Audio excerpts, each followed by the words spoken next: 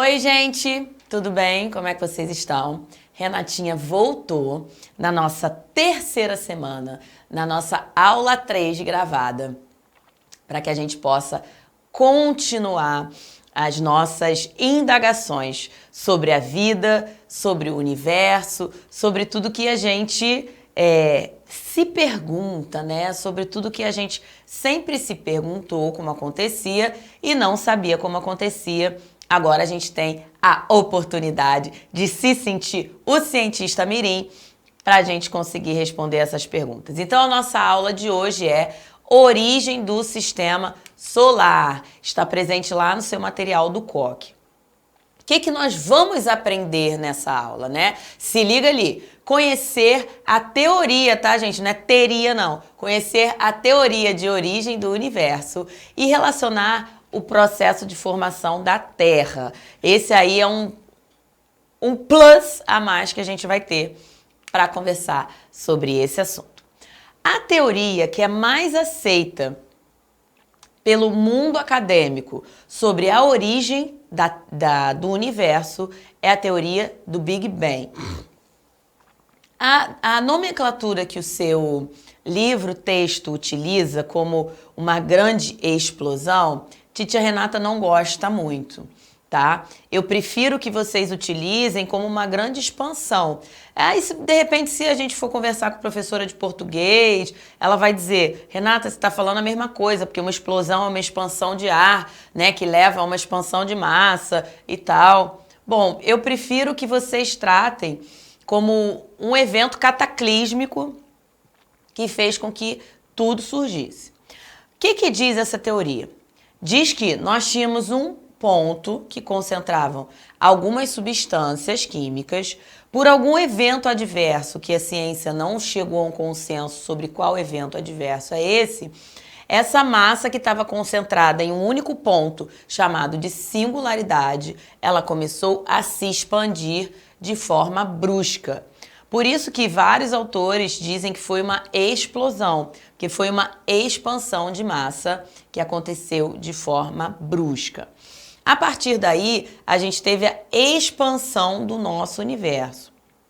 E é uma coisa legal, né? Quando a gente comentou em sala de aula que as perguntas sempre moveram e no início a gente não tinha respostas científicas confiáveis, então a gente começou a criar mitos.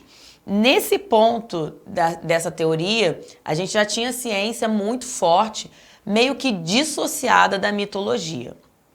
Por quê? Porque a observação inicial foi que as galáxias, que algumas a gente consegue ver olhando para o céu, a pessoa que conhece consegue ver olhando para o céu, elas foram o quê? Cada vez que o fulano estava lá olhando, elas estavam mais afastadas umas das outras. Então, isso fez com que os estudiosos percebessem que o universo ainda está em expansão. Então, eles meio que fizeram a teoria reversa. Se ele ainda está aumentando, em algum determinado momento na história, ele estava mais junto e isso foi se expandindo. Por isso que eu coloquei ali no seu tópico, expansão do universo. E nesse período do Big Bang surgiu tudo.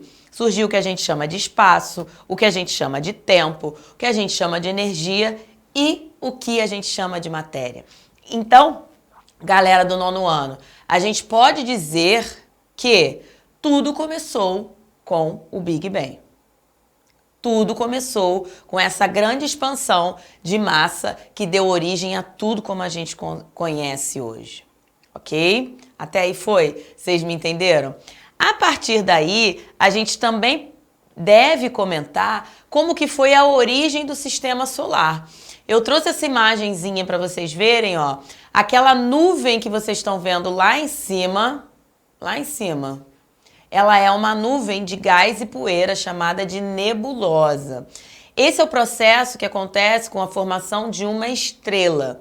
Uma estrela, ela surge a partir de uma nebulosa, que tem ali gases, poeira, um monte de coisa, tudo misturado. E esse monte de coisa, acontece algum evento adverso nesse ambiente.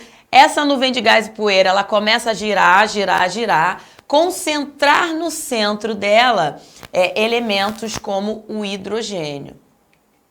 O que acontece? Isso leva bilhões de anos para acontecer. Não pensa que você vai conseguir reproduzir isso na sua casa, porque leva bilhões de anos para que isso aconteça. E aí, nesse processo gradual, o Sol ele criou um campo gravitacional. Esse campo gravitacional fez com que ele conseguisse o quê? Manter mais gases e poeiras, substâncias girando em torno dele. Com o passar do tempo, isso deu origem ao quê, gente? Aos planetas. Então, mais ou menos de forma simplificada, foi a criação do Sol que deu origem aos planetas. Porque a gente teve ali uma grande quantidade de massa, de substâncias que estavam ali, de gases que estavam ali, que eles rodavam, rotacionavam e foram criando um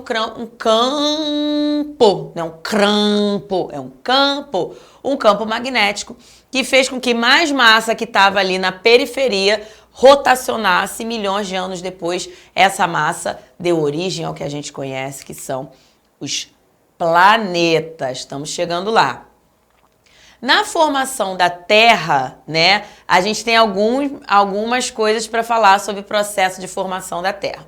O primeiro deles, ali eu fiz um comentário só para vocês terem ideia na quantidade de tempo que foi necessário de uma coisa para você chegar na outra. A teoria do Big Bang diz que o universo teria surgido há mais ou menos 3,7 bilhões de anos atrás. A Terra, por sua vez, entre 4,5 e 4,6 bilhões de anos atrás.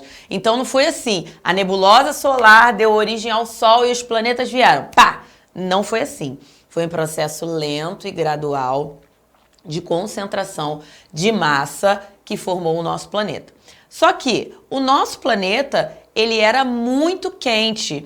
Eu até coloquei ali para vocês, uma bola incandescente de mais ou menos 1.500 graus Celsius. Com o tempo, essa bola incandescente, ela foi se resfriando de fora para dentro. Como assim, Renatinha? Assim, nesse esquema que eu coloquei aqui para vocês. Esse esquema é um esquema que ele é legal porque te dá uma visão geral. Coloquei ele para vocês. Durante o processo de resfriamento da Terra, lembra que essa quantidade de massa que a gente tem ali, ela é formada por diversas substâncias que não estavam em estado sólido, porque estava muito quente. Então, essas substâncias, elas foram o quê? Elas foram ficando voláteis e deram origem à camada de ar que envolve a Terra, que é a atmosfera. Com o tempo, a temperatura começou a baixar. Nós tivemos, assim, um período de muita chuva, que foi o período que a gente tinha grande evaporação, grande condensação. Por isso que a gente fala que a Terra foi resfriada de fora para dentro, ok? Então, a chuva caía continuamente, acumulava-se nas partes mais baixas da superfície, formando os oceanos. E o sal dos oceanos, ele teria surgido dessa água que caía em rochas e ia retirando o quê? Os sais que estavam presentes nessas rochas. Olha só, gente, quanta pergunta a gente consegue responder quando a gente tem curiosidade, quando a gente busca saber. Vocês também são capazes, basta que vocês queiram. Obrigada, gente, pela audiência. Um beijo, até a próxima.